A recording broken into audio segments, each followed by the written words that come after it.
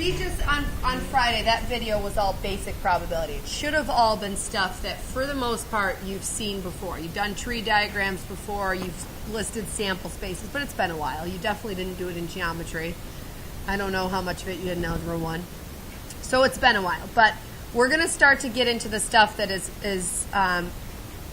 you're going to use all that and then some for Algebra 2 level of probability. So on this exercise 1, we're just first going to complete the following chart based on a survey of seniors and use it to create a Venn diagram. Because a lot of times you will be presented charts with blank spaces. So we just kind of have to figure out what the missing numbers are. So we're kind of looking at whether or not students own a car as it compares with the gender, to maybe see if males are more likely to own a car or females are maybe more likely to own a car. So we're going to look at that stuff. So if 53 males own a car and there are 120 males total, then what's the missing number? Okay. And then as far as do not own a car, we can now add that total up. 96 plus 67 is 163. Is that right? And then if 210 was my total and I had 120 total males, how many total females? 90.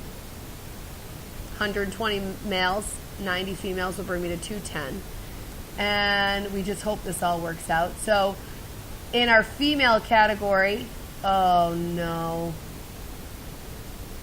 I knew this was going to happen.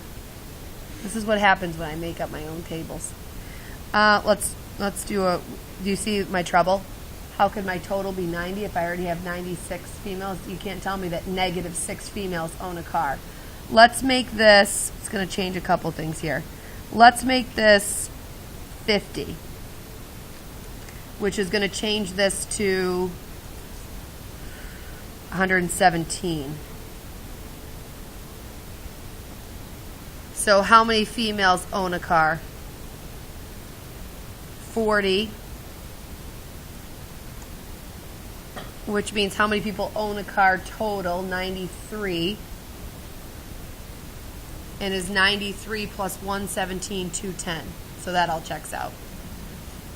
I gotta write myself a note for next year to change that. Alright, so we filled it out, right? And when you're on your readings, there won't be a discrepancy like that, trust me. If there ever was, they'd make us throw out the entire question.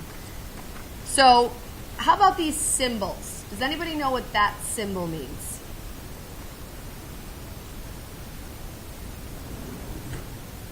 That U symbol? No? Close. Or. U, technically, think of it as union, which means or.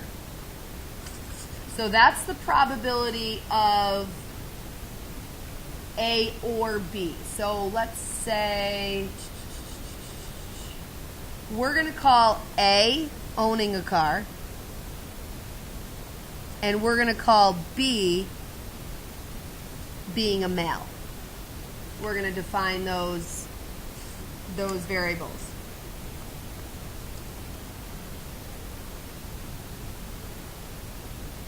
Did I change that 96 to 50, right? So what is the probability, and I'll just get this out of code, what is the probability of owning a car or being male?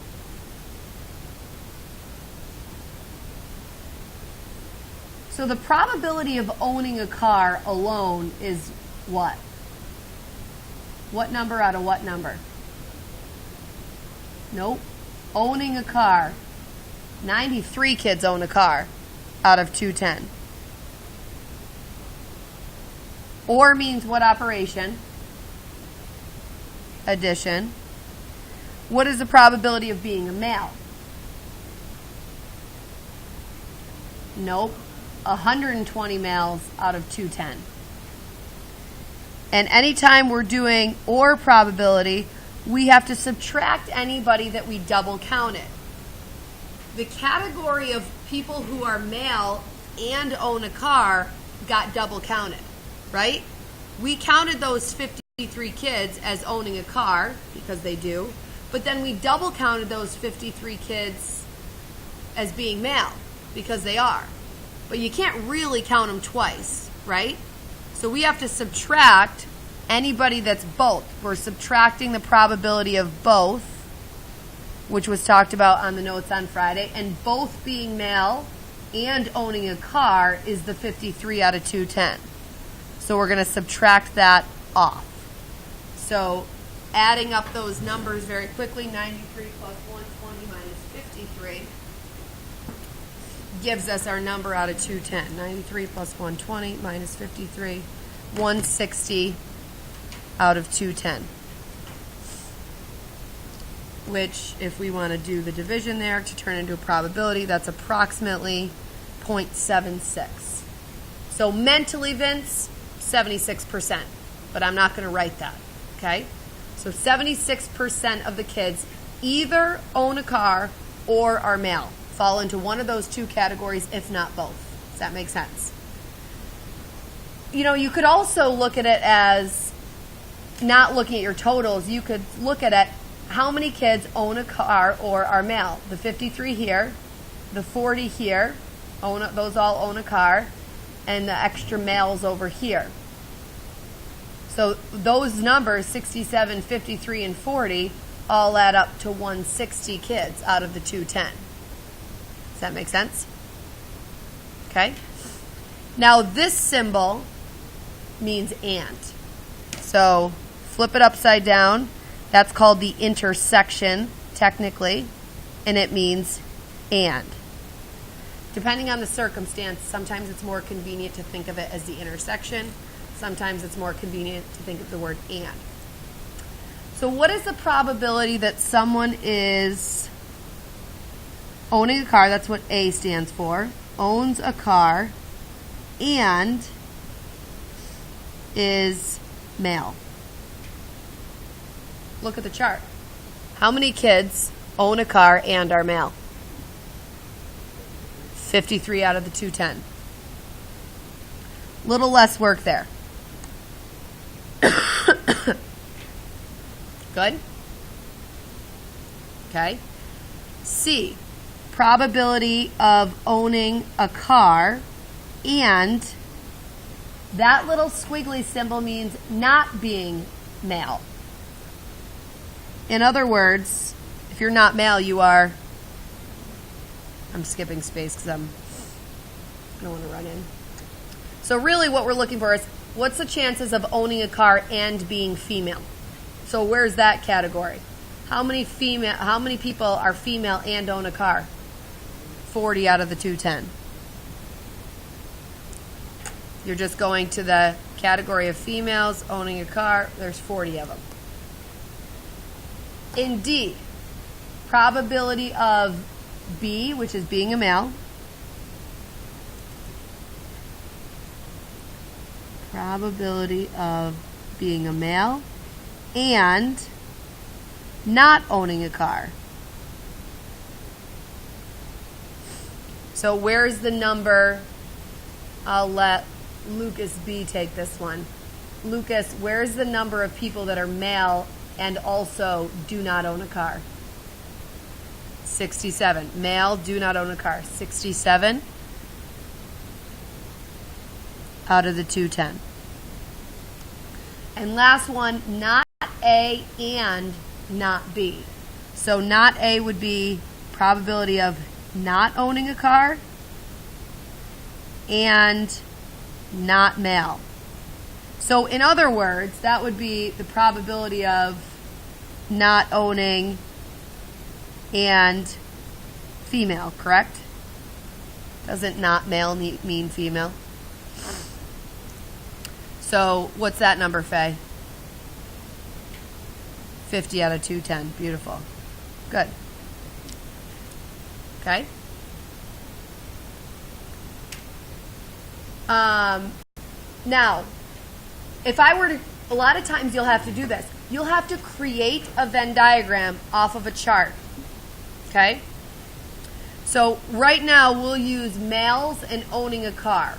So we've got one circle that stands for males, and we've got another circle that stands for owning a car. Yes? Does that make sense? You take one from this section, your female's not really going to show up. In order to be a female, you're just outside of the male circle. Does that make sense? So here's the male circle. If you're anywhere outside of that, you're a female. And it's the same thing with not owning a car. We're not going to put that title on there because if this is owning a car, anything outside of that circle is not owning a car. Agreed? Okay? So Venn diagrams, to me, if possible, are easiest from the inside out. How many people fit into both the male category and owning a car? 53. So you're going to put a 53 there. Now, the next thing is to go into the male circle. And there's two ways to think about this. The rest of the male circle, your total of males is supposed to add up to 120, right? If 53 of them are already accounted for, the rest would have to be here. So if you have 120 males and 53 of them are already accounted for, then that leaves you with only 67. And of course that makes sense because those are the males that don't own a car. Because that number is outside of the owning a car circle. Yes? Okay? And here, the grand total of owning a car is supposed to be 93. Well, 53 of them are already accounted for, so this is the remaining 40. And then you almost always have a number floating outside the circle. Outside both circles would be females, agreed, who don't own a car. Yes? That's the only number we really don't have here. Females who don't own a car is 50. And your Venn diagram lots of times is like drawn in a bigger rectangle. So this is one of the challenging, maybe not, but sometimes they'll present you the same data in a Venn diagram versus a table. And you have to understand how to calculate probabilities from either one of these. Okie doke? Is that fair? Okay. Exercise 2. This was on a regents. In contract negotiations between a local government agency and its workers, and yes, there's a lot of reading, so we just have to get past that. It is estimated that there is a 50% chance that an agreement will be reached on the salaries of workers. It is estimated that there is a 70% chance that there will be an agreement on the insurance benefits. There is a 20% chance that no agreement will be reached on either issue. Find the probability that an agreement will be reached on both issues. We have to definitely organize our thoughts. Whether that's through a chart or a Venn diagram, I do gravitate towards Venn diagrams, so that's just the way I'm going to push you. The first question is, how do we label these Venn diagrams? Okay, so there's two different things going on. Reaching an agreement on salaries or reaching an agreement on insurance benefits. Those are your two titles. Salaries and insurance benefits. So the one circle is going to stand for insurance benefits. The other is going to stand for salaries. And here's what's tough about this. You see this chance of 50% that an agreement will be reached on salaries. And what kids want to do is they want to figure out, where do I throw the 50? Well, guess what? 50 is probably not going to show up. Because if there's a 50% chance that agreements will be reached on salaries, then this number and this number have to add up to 50. Yes? It could be 49 and 1. It could be 30 and 20. 50 probably is not going to show up. But I do know that if this number is x and this number is y, I do know that x plus y has to equal 50. And likewise with the 70% chance on insurance benefits. 70 is probably not going to show up. But the insurance circle, insurance alone versus insurance and where it overlaps with salary, those two numbers have to add up to 70. So I'll throw a z there, and I know that y plus z has to equal 70. Good? And then there's a 20% that no agreement will be reached. Okay, so that's legit. That's going to show up. Where am I going to put 20%? Outside, 20%. What percentage should everything add up to? 100. So if the outside no agreement on anything is 20%, that means x plus y plus z has to equal what? No. Because then everything, x plus y plus z equal to 100, then the grand total will be 120% chance. That's impossible. 80. Does everyone see that? So x plus y plus z has to be 80. Now, this is sort of an equation in 3 variables, but it's much easier to solve than what we did before. Because really what we have, and you can take either of these, x plus y equals 50, yes? Could I just go down here and think of this as 50 then? If x plus y equals 50, 50 plus what would equal 80? 50 plus z has to equal 80. That tells us that z is 30, and then we can domino effect backwards. Y plus z was supposed to be 70, so if z is 30, what's y? Y plus 30 equals 70. Y has to be 40. Very good. And if y is 40, x plus 40 has to be 50. So what's x? 10. And then you'll probably want to just go back and audit yourself. Do all of these add up to 100%? Yes. Do my salaries add up to the 50? Yes. Do my insurances add up to the 70? Yes. So it feels good, right? So let's answer the question. What's the probability that an agreement will be reached on both issues? 40%. Both issues is the overlap. And they said probability, so guess what? 40%? No good. What's the probability? 40% as a decimal. 0.4.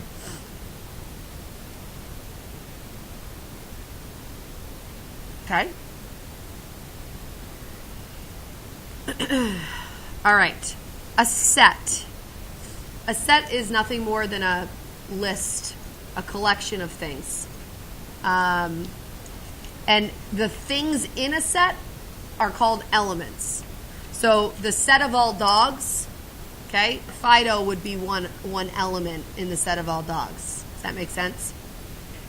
Sparky, I don't know what other names you got going on there for your dogs, but Jerry.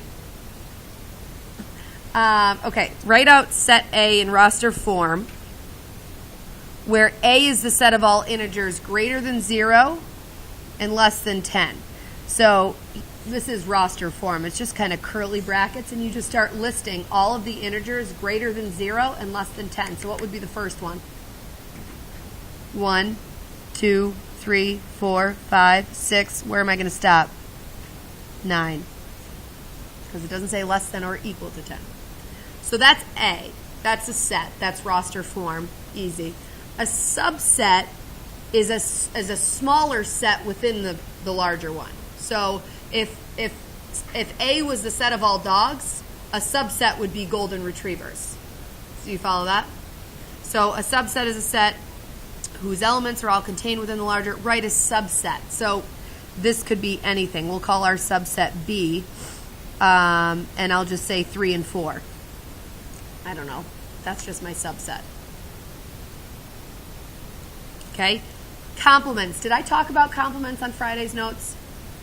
I think it briefly came up, so we're doing it again here. two events are complements if they're the only two possible outcomes. Like, you're either a male or you're not a male. You either own a car or you don't own a car. It's either raining outside or it's not raining outside. So there's no like wishy-washy. It's one or the other is pretty much that. So I just gave you 3 examples. We don't need to write them down. Flip to the back. More Venn diagram stuff. Consider rolling a 6-sided die and recording the result. Let set A be the event of rolling a number greater than 4, and let set B be the complement of set A. So set A, rolling a number greater than 4, would be 5 and 6 is all. So what's the complement then? What's not A? What would that list look like? 1, 2, 3, and 4.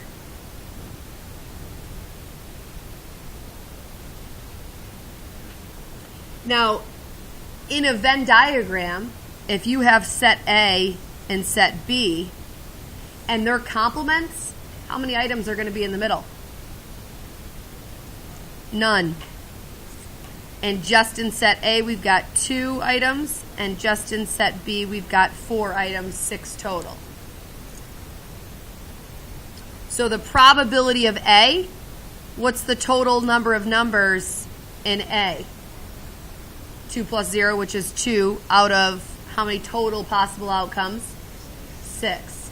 Probability of B would be 4 out of 6.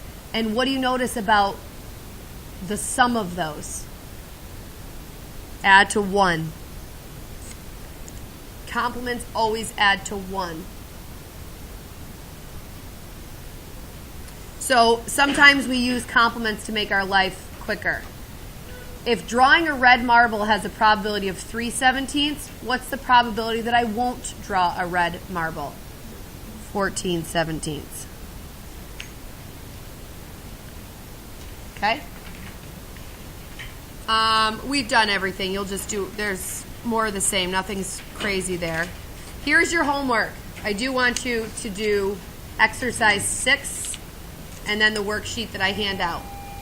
So exercise 6 and the worksheet that's coming around for your 2, well, I don't want to get out of control. It's not really 2 homework assignments, but don't